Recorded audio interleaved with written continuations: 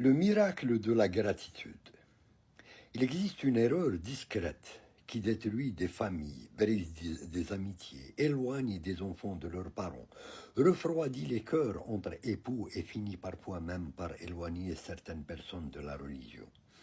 Non pas parce qu'elles détestent la vérité, mais parce qu'elles ne supportent plus la manière dont cette vérité leur est présentée.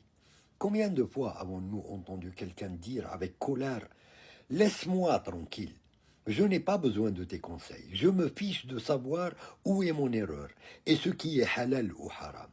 Ne regarde que moi. » Ces paroles nous choquent. Elles nous paraissent arrogantes, insolentes, parfois même inquiétantes, alors que presque instinctivement nous rendons notre verdict. Cette personne refuse la vérité. Elle suit ses passions. Elle rejette les rappels. Pourtant, la sagesse consiste toujours à suspendre son jugement avant de condamner, car une question plus difficile mérite d'être posée. Sommes-nous certains que cette personne s'est éloignée uniquement par orgueil, ou bien avons-nous, sans le vouloir, participé à cette rupture par notre façon de parler, par notre dureté, par notre incapacité à reconnaître ses efforts? Il est facile de voir la faute de celui qui répond avec colère. Il est beaucoup plus difficile de voir la part de responsabilité de celui qui prétend conseiller.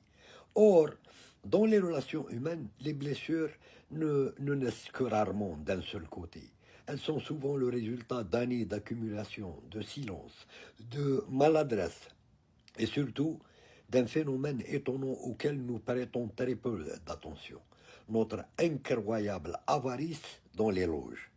Nous sommes devenus généreux dans la critique et misérables dans les encouragements. Nous remarquons immédiatement la moindre erreur, mais nous devenons aveugles devant les progrès. Nous détectons instantanément ce qui manque, mais nous oublions de célébrer ce qui a déjà été accompli. C'est comme si notre regard était programmé pour chercher les imperfections au lieu de contempler les améliorations. Regardons nos familles. Un père souhaite que son fils réussisse ses études, respecte ses parents, prie régulièrement et adopte une bonne conduite. Son attente est noble, mais lorsque ce fils passe de l'échec à la moyenne, lorsqu'il abandonne de mauvaises fréquentations, lorsqu'il commence à prier après des années d'absence, ou lorsqu'il fait un effort sincère pour améliorer son comportement, que reçoit-il en retour? Bien souvent, il entend seulement « ce n'est pas encore suffisant ».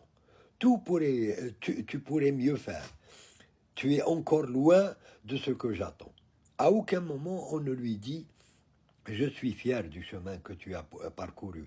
Continue, tu avances. » Alors le cœur se fatigue, car un être humain peut accepter la difficulté de l'effort, mais il supporte beaucoup moins l'impression que ses efforts ne valent rien aux yeux de ceux qu'il aime. La même réalité existe dans le couple. Une épouse fait des sacrifices quotidiens invisibles. Elle organise, nettoie, cuisine, éduque les enfants, apaise les tensions et porte parfois une charge mentale immense. Son mari voit surtout ce qui n'a pas été fait. De son côté, un mari travaille de longues heures, affronte les difficultés du monde extérieur, revient fatigué et tente malgré tout d'assurer la stabilité matérielle de son foyer.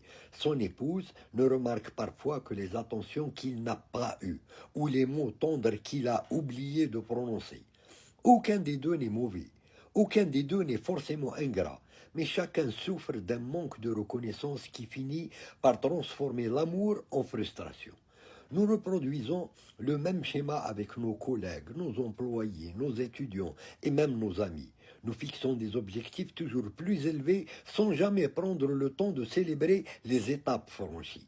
Nous oublions une vérité pourtant évidente. Personne ne grandit sous le poids permanent de la critique. Les êtres humains grandissent lorsqu'ils sentent que leurs progrès sont vus, appréciés et encouragés. La psychologie moderne confirme ce que l'expérience humaine enseigne depuis toujours. Un encouragement sincère nourrit davantage la motivation que 10 reproches. Celui qui se sent reconnu trouve la force de continuer. Celui qui se sent constamment jugé finit par abandonner. Voilà pourquoi notre obsession de la perfection produit souvent l'effet inverse de celui que nous recherchons. Nous croyons pousser les autres vers le bien, alors que nous les décourageons d'y avancer. Nous imaginons défendre les valeurs alors que nous finissons parfois par faire détester ceux qui les incarnent. Le plus grave survient lorsque cette fatigue émotionnelle explose en colère. La personne finit par dire « Puisque rien de ce que je fais n'est jamais assez bien pour vous, laissez-moi vivre comme je veux ». À cet instant, beaucoup commettent une seconde erreur encore plus dangereuse que la première. Ils interprètent cette réaction comme une rébellion contre Dieu lui-même. Ils disent « Tu refuses la vérité, tu refuses la religion ». Pourtant, il arrive que cette personne ne refuse pas Dieu. Elle refuse simplement une manière dure, humiliante ou décourageante de lui parler de Dieu. La nuance est immense, car il est possible d'aimer la vérité tout en souffrant de la façon dont elle nous est présentée.